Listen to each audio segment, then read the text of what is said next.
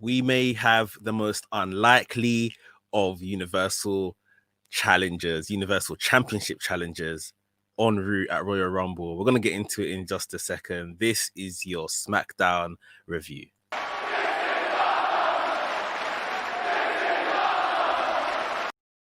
What's up, Maniacs? My name is Mex. I'm a wrestling fan, a wrestling enthusiast, a WrestleManiac, if you will. And today we are talking about SmackDown. Very, very good show. Very fun to watch. Loads of kind of unexpected bits that kind of catch you off guard in this show. So definitely one you want to watch if you haven't seen SmackDown from last night. But we're going to get into it. The big story coming out of who is the number one contender for the Universal Championship. We're going to get into that in just a second. So stay tuned. And right here at WrestleManiac UK, I discuss everything that is WWE and AEW. So if this sounds like the place for you, make sure you hit the subscribe button and make sure you hit the notification bell as well, so you get notified each and every time I drop a new video. And make sure you're smashing that like button too, because it does loads for the channel and I thoroughly appreciate it. Ladies and gentlemen, without further ado, let's get into this SmackDown review. The show started with Roman Reigns, Paul Heyman, Jey Uso coming out to the ring, and basically Roman was saying he's not the bad guy in everything that happened to Kevin Owens. Somebody gave Kevin Owens this match against Jey Uso or against Roman Reigns. You've been putting him in this situation. And he blamed Adam Pearce and basically demanded that Adam Pearce comes down to the ring so they could talk about, you know, Kevin Owens can't compete in the gauntlet match tonight. He's not even on SmackDown tonight. And it's all your fault, Adam Pearce. So he told Adam Pearce to come down to the ring. So Adam Pearce came down to the ring, and Adam Pearce didn't want anything to do with Roman Reigns. You know, Roman Reigns was kind of sticking it on him, saying this is your fault and stuff. Adam Pearce was asking the entire time, why am I here? What are we doing here, Paul? What am I doing here? What's going on? Very, very afraid, selling it really well. Roman Reigns got heated. He kind of interpreted that Adam Pearce didn't rate him, if you like, and he's disrespecting him, disrespecting the family, all that usual stuff Roman Reigns has been saying. And he said that Adam Pearce will be dealt with in due time, finally walking away after kind of scruffing Adam Pearce up a bit. So I guess we were going to find out what happens to Adam Pearce later on in the night. But again, this was just a great segment. Roman Reigns in this character, we've spoken about it so much, but he's just so good at it. He's just so good at what he does in terms of really striking fear into people. And this is a WWE official. This is someone that shouldn't even be in the ring. So yeah, he really stuck it on Adam Pearce here. And like I said, we were going to find out what happened later on in the night. First up, we had a Intercontinental Championship title defense by Big E. He was defending it against Apollo Crews. We found out last week that Big E wanted to run an actual open challenge this week, but Apollo Crews accepted an open challenge backstage last week. So we got Apollo Crews and Big E. And you know what? Apollo Crews was super impressive in this match, dominating very early on. We even had a certain segment in this where we had a superplex off the top rope by Apollo Crews. Both men's shoulders were down on the mat, but Apollo Crews hooked Big E's leg, got a 3 count. And thought he had won the Intercontinental Championship. I literally sat out of my seat thinking, what? As Apollo just beating Big E at the first hurdle sort of thing. The referee determined that, yes, both shoulders were down. Big E was saying, okay, well, well done, Apollo. You got me there, but I'm still champion sort of thing. Like, let's move on. Went to give him a fist bump and everything. Apollo was like, no, this is not how it's ending. Is this how you want your first title defense to end? Really bringing the heat, bringing the passion. Apollo Crews slapped Big E, and Big E was just like, what? Like, I thought we're friends. You're disrespecting me. Handed the Intercontinental Championship back to the referee, said, ring the bell, let's go. Big E literally went into one. The 3 belly-to-belly suplexes he does. He went on to set up he done a splash. He went on to set up for a big ending. Apollo escaped, gave him a knee in the ropes. And then Apollo kind of fought his way back into the match from there. But really and truly, it was just a matter of time because Big E had now become enraged with this disrespect that he felt from Apollo Crews. He got one over on Apollo Crews and he gave him the big ending for the win. Big E retains his Intercontinental Championship. Is this an Apollo Crews heel turn? I don't think so. I think this is just him showing the passion that he really wanted that title. He really wanted a real go at the title. I don't think it's quite a heel turn, but puts a little spanner into the works in their dynamic as the friends anyway. But I thought it was really good. Could have done with extra time, but it was a really good match on the card.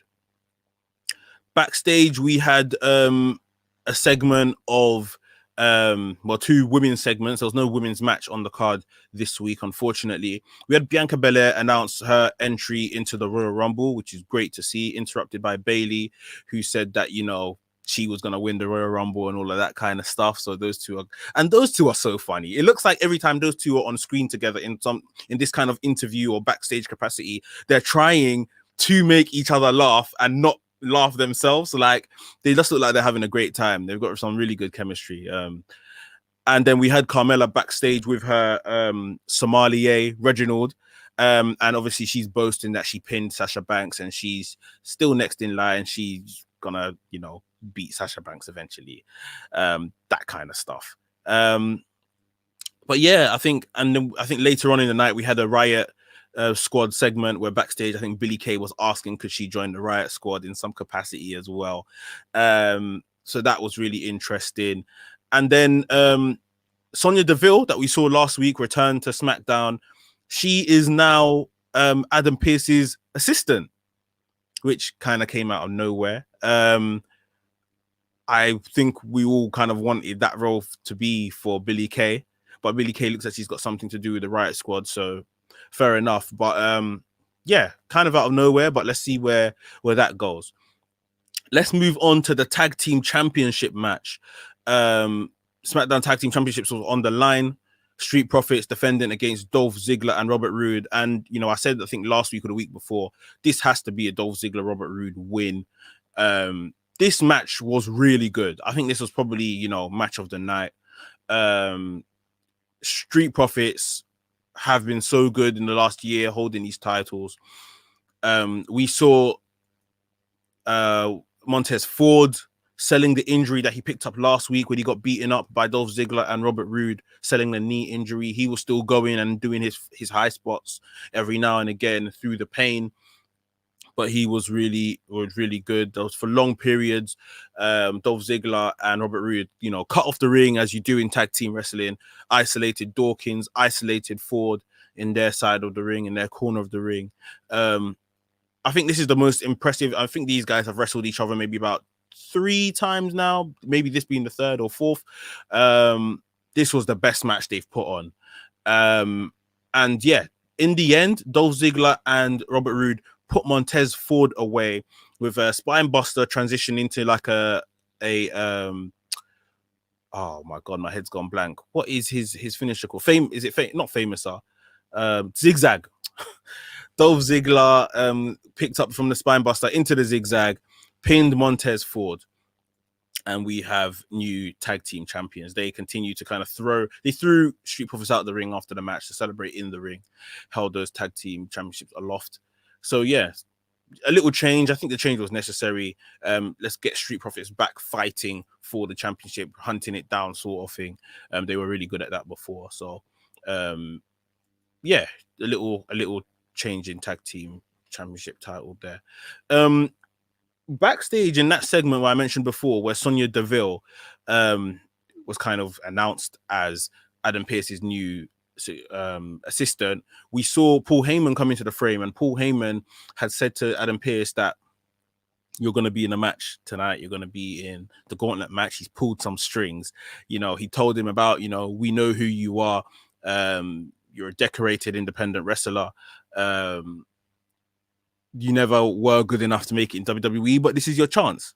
So he's kind of sold him the dream, got him involved in this gauntlet match. So it's going to be 6 men that are involved in this gauntlet match. And that was what came up next on SmackDown. But before we get to the gauntlet match, guys, please smash the like button. If you're watching on Facebook, smash the like button. If you're watching on YouTube, smash the like button. It does loads for the channel and I thoroughly appreciate it. So, yeah, if you could just do that one thing for me, I'll be very appreciative. Gauntlet match. Sami Zayn was first challenger out, or sorry, Mysterio was the first challenger out. Rey Mysterio and Sami Zayn came out afterwards. Sami Zayn shooting some documentary about all the conspiracies happening around him. He's just a joke, man, bro. He's just a clown. Sami Zayn got eliminated in very fast fashion.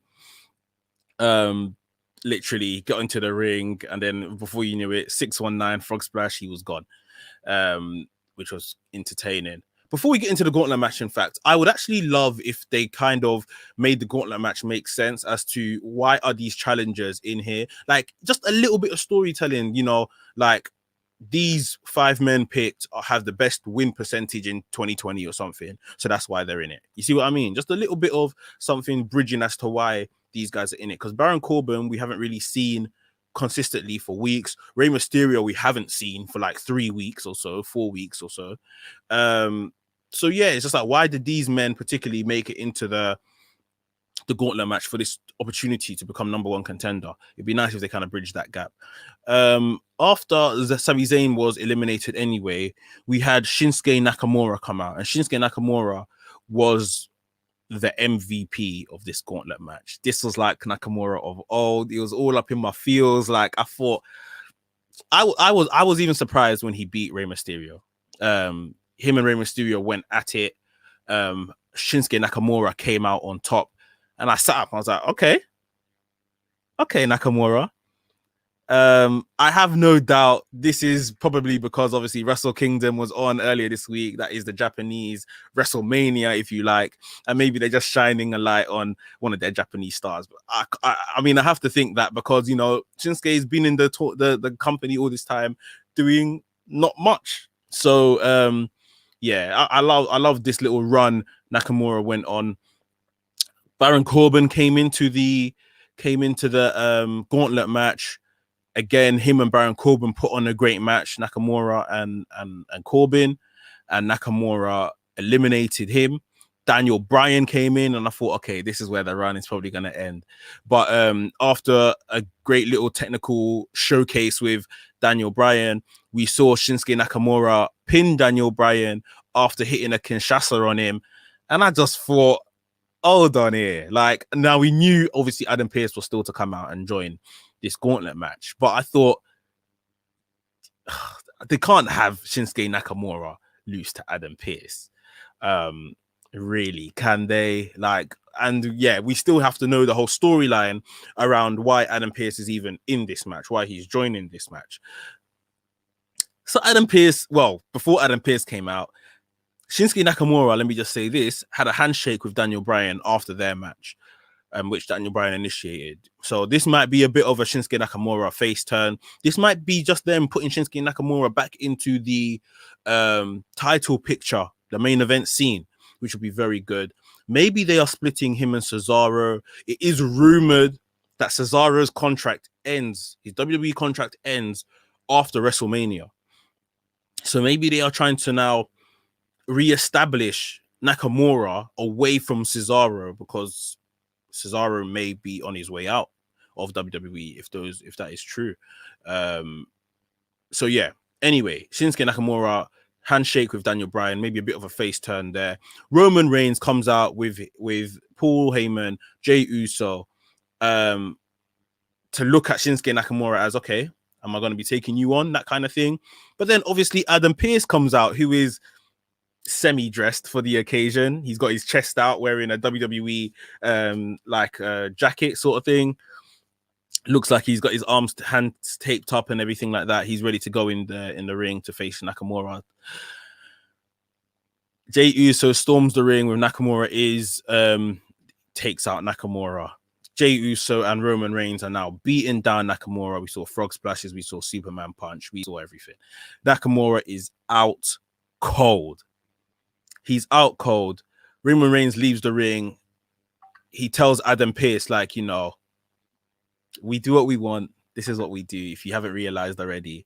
And he throws Adam Pearce into the ring. I think it was Jey Uso. Jey Uso gave Adam Pearce a super kick and threw Adam Pearce, his prone body, onto Nakamura, which pinned Nakamura. 1, 2, 3. Adam Pearce is the #1 contender for the Universal Championship. Let me say that again. Adam Pearce is the #1 contender for the Universal Championship, a WWE official. Now, let's not get anything mixed up here. Adam Pearce is a 5-time NWA heavyweight champion. Yeah. He didn't make it to WWE. They say he wasn't good enough to make it to WWE, but he's got his reps in. This is a credible person. And the story that they can tell here is this official that wasn't good enough to make it to WWE as the underdog going against the big dog, Roman Reigns. Adam Pearce can put on a very, very good match. Yeah, he can put on a very, very good match. And I know if they do go the route of Adam Pearce versus Roman Reigns at Royal Rumble, it is going to be very much a shock. We're going to see a shock in that match. I'm not saying Adam Pearce is going to win, but we're going to see a shock performance from Adam Pearce. He's going to take Roman Reigns, push him to his limits, and then probably lose. But you know, anyone that's going to face Roman Reigns at Royal Rumble is going to lose, whether it be Adam Pearce, whether it be Shinsuke, whomsoever. So I can't wait to see it. I think it's just a fun way to go from here. Let me know down below in the comments what you think of Adam Pearce becoming the #1 contender for the Universal Championship. I can't even believe I'm saying that. But yeah, it's going to be good. I'm looking forward to that if that's the case, if that's what they follow through with. But guys, that is your SmackDown review. I hope you enjoyed SmackDown. Really good show this week. And I hope you enjoyed this review. I saw earlier in the comments, Alex Harrison, thanks for joining, bro. He said this is going to be a great storyline in regard to Roman Reigns and Adam Pearce. It definitely is. It's just something different. And it's, you know, the writing around all of this is really good. You know, really enjoying what the creative team are doing on SmackDown right now. Really good stuff. Guys, if you enjoyed the video, please make sure you like the video, hit the thumbs up button. It's thoroughly appreciated. It does loads for the channel. And if you're new here, welcome to the channel. Remember to subscribe to the channel and hit the notification bell each and every time so you get notified when I drop a new video.